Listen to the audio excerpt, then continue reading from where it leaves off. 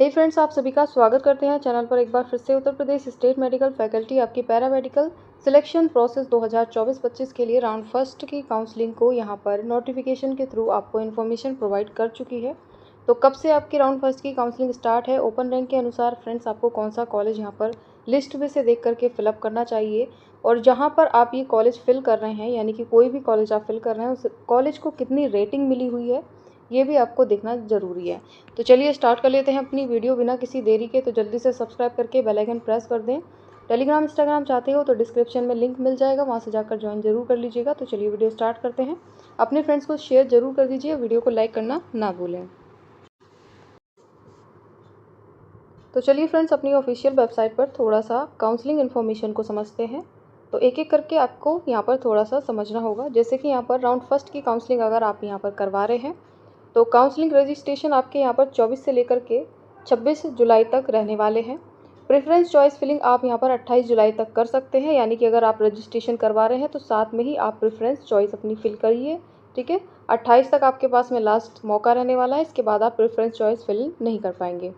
Then उसके बाद देखिए आपको यहाँ पर अपना अलॉटमेंट लेटर देखने को मिलेगा, जिस अलॉटमेंट लेटर में आपको यहाँ पर डिसाइड करना होगा कि आपको ये कॉलेज चाहिए है। अगर आपको अलॉट होता है तब की बात कर रहे हैं, अगर आपको अलॉट हो रहा है तो उसमें आपको 3 ऑप्शन देखने को मिलते हैं। फर्स्ट ऑप्शन में आपको फ्रीज कराना होता है, सेकंड ऑप्शन में आपको upgrade and want to participate second round आपको यहाँ पर डिसाइड करना होगा, थर्ड में आप यहाँ पर डिक्लाइन करेंगे। ठीक है, तो जो भी आपको यहाँ पर चॉइस अच्छी लगती है, यानी कि first option, second option, then यहाँ पर थर्ड ऑप्शन, ये 3 ऑप्शन आपको मिलते हैं।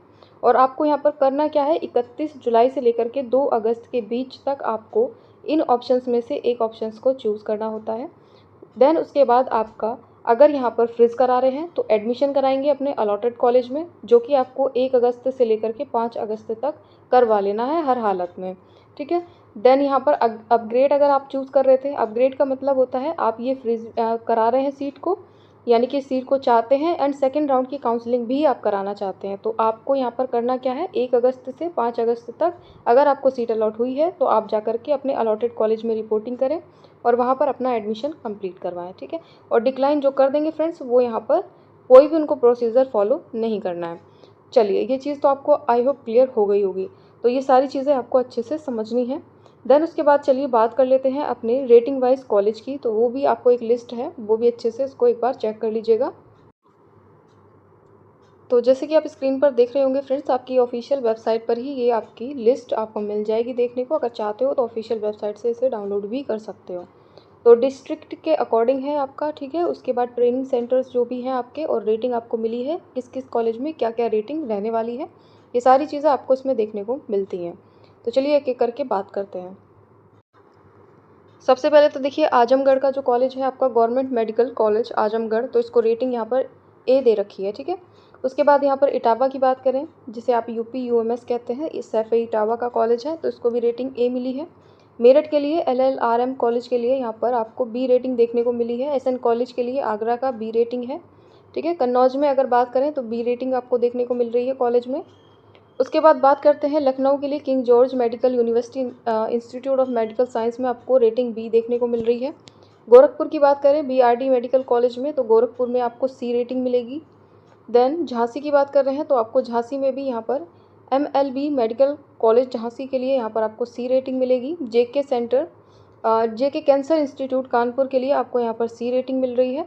प्रयागराज की बात करें तो एमएलएन कॉलेज में आपको यहाँ पर सी रेटिंग देखने को मिल रही है। उसके बाद यहाँ पर सहारनपुर का कॉलेज है, तो इसको भी सी रेटिंग देखने को मिल रही है। सहारनपुर में other college PT Ram Prasad, ठीक है, Bismil paramedical institute autonomous state medical college society Shahjahanpur. ठीक है, तो यहाँ पर आपको देखने को मिलता है सी।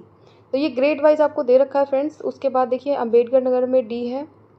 ठीक है, आपका जालौन के लिए भी डी है। लखनऊ आपका यहाँ पर डॉक्टर राम मनोहर लोहिया के लिए यहाँ पर डी ग्रेड आपको देखने को मिला है।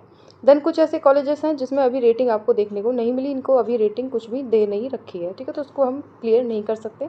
और वैसे यहाँ पर देखिए जेएसबीएम भी कॉलेज काफ़ी अच्छा है। अगर मैं आपको एक बात बता देती हूँ अपनी साइड से, तो जेएसबीएम में अगर आप चाहते हो तो कर सकते हो। उसके बाद देखिए आपका ये अयोध्या का कॉलेज बेस्ट रहने वाला है।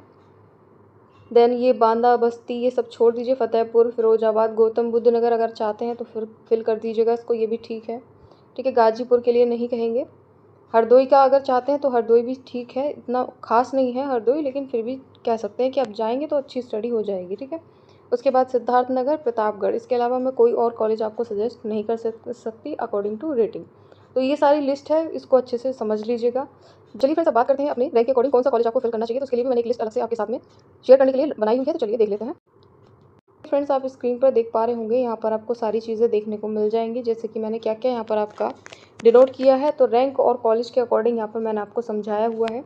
देन सबसे पहले मैं आपको एक चीज़ इन्फॉर्म कर देना चाहती हूँ फ्रेंड्स, अगर आपकी रैंक यहाँ पर 1000 के अंडर आती है, यानी कि 1000 के अंदर ही अगर आपकी रैंक है, तो आप बेस्ट कॉलेज को चूज़ कर लीजिएगा। बेस्ट कॉलेज चूज़ करने का मतलब है कि आप ऐसे कॉलेज चूज़ करें जैसे कि मेरठ, लखनऊ, इलाहाबाद, ठीक है, या फिर यहाँ पर इटावा, उसके बाद कानपुर, जीएसबीएम, इस तरीके के कॉलेज अगर आप चाहते हैं तो मिल जाएंगे बहुत आराम से, ठीक है। तो ये 1000 के बाद की रैंक की हम बात करते हैं, जो बच्चे काफ़ी ज़्यादा कन्फ्यूज़्ड होते हैं कि उनको कॉलेज कौन सा चूज़ करना चाहिए। अब देखिए, किसी की रैंक 800 है, किसी की रैंक 500 है, इस तरीके की रैंक वाले छात्र तो यहाँ पर आराम से कॉलेज अलॉट हो जाएंगे उनको। लेकिन जो 1000 के बाद वाले जो छात्र हैं, जैसे 1000 के बाद में जैसे 2000 है, 2500 है, इस तरीके के जो रैंक रखते हैं स्टूडेंट्स, तो उनके लिए थोड़ा सा यहाँ पर कन्फ्यूज़न क्रिएट होता है कि आपको कौन कौन से कॉलेज फिल करने चाहिए।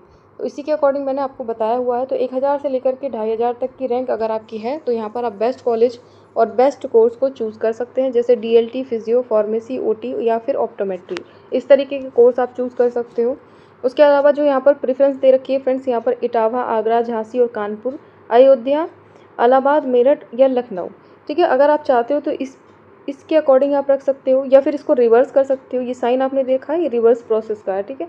यानी कि आप मान लीजिए यहाँ पर सबसे पहले इटावा फिल कर रहे हैं, देन आगरा कर रहे हैं, उसके बाद झांसी कर रहे हैं, फिर कानपुर कर रहे हैं, उसके बाद आप यहाँ पर कह सकते हैं अयोध्या या फिर इलाहाबाद कर रहे हैं, मेरठ या फिर लखनऊ।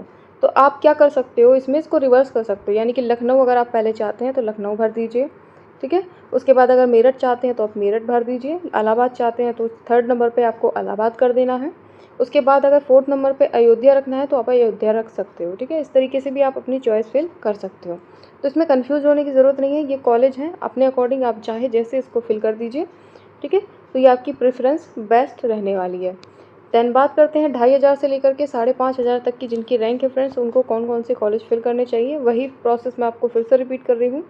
फिरोज़ाबाद, हरदोई, मिर्ज़ापुर, आजमगढ़, उसके बाद प्रतापगढ़, बहरीच का अगर करना चाहते हैं, यहाँ पर जौनपुर, अयोध्या, गोरखपुर, ये सिद्धार्थनगर, ठीक है।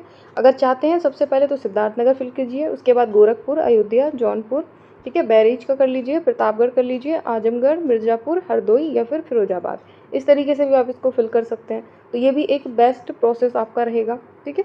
इसमें भी आपके चांसेस ज़्यादा हैं कि आपको कॉलेज अलॉट हो जाए। देन उसी तरीके से बात करते हैं आपके 5500 की रैंक से लेकर के 10,500 तक की रैंक के बच्चों के लिए, ठीक है। तो यहाँ पर थोड़े से जो चांसेस हैं फ्रेंड्स, वो थोड़े कम होते हैं, बट मैं आपको अभी बताऊंगी थोड़ा सा यहाँ पर आपकी कैटेगरी वाइज आपका जो रिजर्वेशन होता है उसी के अकॉर्डिंग अगर आप यहाँ पर थोड़ा सा समझेंगे तो आपको थोड़ा आसान हो जाएगा कि हाँ, हमको ये कॉलेज अलॉट हो जाएगा। क्यों, अभी थोड़ा सा प्रोस्पेक्टस में आपको इन्फॉर्म करेंगे, पहले ये समझ लीजिए, उसके बाद उसको बताएंगे। अब देखिए, यहाँ पर कन्नौज का है, जालौन, उसके बाद बांदा बस्ती अगर चाहते हैं, गाजीपुर, शाहजहांपुर, ठीक है। इस तरीके के कॉलेज अगर फिल करेंगे तो आपको ईजिली अलॉट हो जाएंगे। या फिर आप ऐसा भी कर सकते हो, कॉलेज आपको चाहिए इन कॉलेजेस को मिला करके आप पूरे भर दीजिए, ठीक है। आपको लगता है कि इनमें आपको नहीं मिलेगा तो आप यहाँ पर इन कॉलेजेस को पूरे भर सकते हैं, यानी कि आप 10 कॉलेज भर सकते हो, 15 भर सकते हो, जितने भी आपके मन है उतने कॉलेज आप फिल कर सकते हो, ठीक है, अगर आपको डाउट होता है तब। देन अगर आपकी रैंक यहाँ पर 10,500 से लेकर के 16-17 या उससे भी ज़्यादा चली जाती है, तो फ्रेंड्स मैं आपको एक ही सजेस्ट करूँगी कि या फिर बांदा बस्ती आप कॉलेज इस तरीके के भरें, या फिर आप जितने चाहे कॉलेज अपने अकॉर्डिंग यहाँ पर फिल कर दीजिए, क्योंकि यहाँ पर जो चांसेस हैं थोड़े से लो होते हैं कि आपको कॉलेज कोई अलॉट हो। तो इसके लिए मैं ज़्यादा सजेस्ट आपको नहीं कर सकती हूँ। आप कोशिश करें 10-15 कॉलेज अपने फिल कीजिए, अगर आपको उसमें लगता है कोई कॉलेज मिल जाएगा तो भर दीजिए, अगर मिल जाता है तो बहुत ज़्यादा अच्छी बात है, ठीक है। अब देखिए, ये मैंने आपको कॉलेज तो बता दिए, ठीक है, ये किसके अकॉर्डिंग बताएं वो भी आपको समझना है। तो पहले यहाँ पर प्रोस्पेक्टस को थोड़ा सा ओपन करते हैं। तो ये प्रोस्पेक्टस है फ्रेंड्स, इसको डाउनलोड ज़रूर कर लीजिएगा। तो यहाँ पर देखिए, रिजर्वेशन की थोड़ी सी बात करते हैं। तो यहाँ पर आपको रिजर्वेशन देखने को मिल जाता है। और मैं एक चीज़ और आपको इन्फॉर्म करूँगी फ्रेंड्स, जैसे कि आप देख रहे होंगे नीचे सबसे आपको यहाँ पर एक लिस्ट है, जो कॉलेज लिस्ट आपने देखी होगी, यहाँ पर आपको जो सीटें मिलती हैं वो टोटल सीटें देखने को मिलती हैं, ठीक है। और ये यहाँ पर फैकल्टी की सबसे बड़ी मिस्टेक है। क्यों? क्योंकि देखिए यहाँ पर अगर सीटों को हम कैटेगरी वाइज डिस्ट्रीब्यूट करते तो हमें ज़्यादा से ज़्यादा पता चल पाता कि कहाँ पर हमारी कैटेगरी में कितनी सीटें खाली हैं। बट यहाँ पर इन्होंने क्या किया है, यहाँ पर टोटल सीटों को बताया है कि टोटल आपकी सीटें कितनी हैं, किस कोर्स में हैं। अब भाई एग्जाम्पल देख के आपको बताएं कि फतेहपुर की बात करें, अगर लैब टेक्नीशियन स्टूडेंट चाहते हैं और उसमें 10 जनरल के स्टूडेंट हैं, ठीक है, 10 यहाँ पर ओबीसी के हैं, 10 एससी के हैं, या फिर 10 आपके एसटी के हैं, या फिर ईडब्ल्यूएस का सर्टिफिकेट है, या फ्रीडम फाइटर है, या फिर कोई और रिजर्वेशन वाले स्टूडेंट हैं। अब सीटें कितनी हैं यहाँ पर? 30 हैं।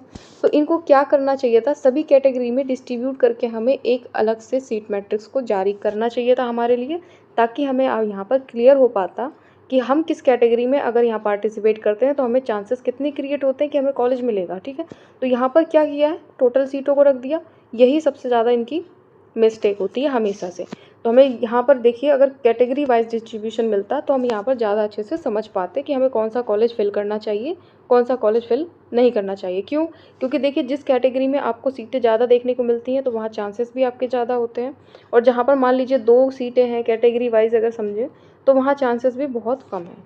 तो ये बहुत ज़रूरी होता है कि कैटेगरी वाइज आपका डिस्ट्रीब्यूशन सीट का हो, तो वो ज़्यादा बेस्ट रहता है काउंसलिंग टाइम पर। और यहाँ पर ओवरऑल सीटें दे रखी हैं, तो इसका क्या मतलब है, ये मतलब कह सकते हो कि बच्चों को टोटली कंफ्यूज किया गया है कि कहाँ पर आपको, अब मान लीजिए सभी लोग यहाँ पर भर देते हैं तो किसी को पता थोड़ी ना है कि यहाँ पर उसको मिलेगा या नहीं मिलेगा, क्योंकि तो टोटल सीटें हैं। और उसके बाद देखिए यहाँ पर नीचे बताया हुआ है, चलिए थोड़ा सा चलते हैं ऊपर, रिजर्वेशन की बात कर लेते हैं और यहाँ पर कन्वर्ज़न की भी बात करेंगे अभी। तो रिजर्वेशन वाला जस्ट अ सेकेंड, कहाँ गया, ये कन्वर्ज़न के लिए है, ये। तो यहाँ पर देखिए आपको देखने को मिल रहा है कि ये आपका ऊर्ध्वाधर आरक्षण है, उसके बाद क्षैतिज आरक्षण की बात कर रहे हैं। अब देखिए यहाँ पर बताया तो गया है कि यहाँ पर SC ST OBC या फिर EWS एक्स आर्मी PH, ठीक है, और उसके बाद में फ्रीडम फाइटर्स के लिए कितना रिजर्वेशन रखा गया। तो SC के लिए यहाँ पर 21% रिजर्वेशन है, ST के लिए 2% है, OBC के लिए 27 है, और EWS के लिए 10% रिजर्वेशन है। वहीं PH की बात करें तो 5% रिजर्वेशन होता है, फ्रीडम फाइटर के लिए 2% एंड एक्स आर्मी के लिए 1% रिजर्वेशन है, ठीक है। तो ये रिजर्वेशन का मतलब होता है फ्रेंड्स, ये कैटेगरी वाइज जो आपने अभी मैंने आपको बताया, अगर सीट होती तो उतना हमें समझ में आ जाता है कि यहाँ पर जो यहाँ रिजर्वेशन है कितनी कितनी सीटें आपकी हैं। रिजर्वेशन का मतलब होता है कि 21% जो सीटें हैं यहाँ पर सिर्फ और सिर्फ SC वालों के लिए है, ठीक है, वो रिज़र्व हैं, अलग हैं, वो उनसे कोई लेना देना किसी और कैटेगरी का नहीं है।